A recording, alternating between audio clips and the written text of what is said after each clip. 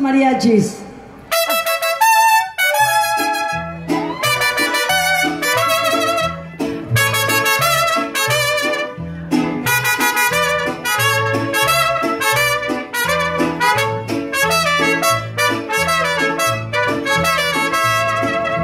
Mira las cosas tal y como son, yo ya no soporto esta situación. Según tú te pasas las horas trabajando, eres puro cuento, te la pasas tragando. Te sientes muy guapo y te sientes galán, pero lo que eres es un pobre holgazán. Te sientes el rostro de la comitiva, mejor deberías de bajar la barriga. Te sientas a comer con una cervezota, por eso es que tienes tamaña panzota. No tienes respeto ni amor a tus hijos, no das para el gasto, no hay un sueldo fijo.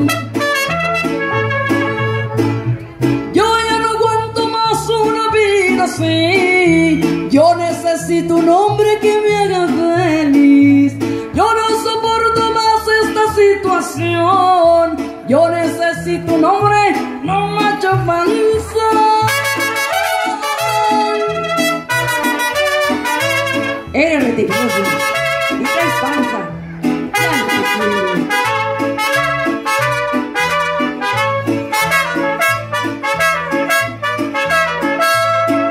De muchos trabajos te corren mi gacho, porque te conocen que eres bien borracho. Me traes a la casa a tus amigotes, así se emborrachan y arman sus borlotes. Cuentan de conquistas con bellas mujeres y luego terminan peleando entre ustedes. No puedo evitar que me caigas tan gordo, es que no me escuchas o te haces el zorro. Yo ya no soporto esta situación.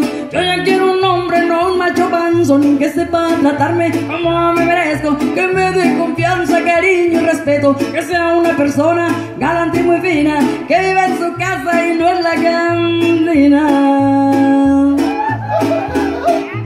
Yo ya no aguanto más una vida así. Yo necesito un hombre que me haga feliz.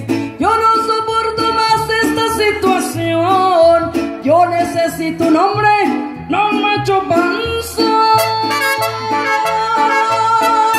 Sí, señor. Gracias.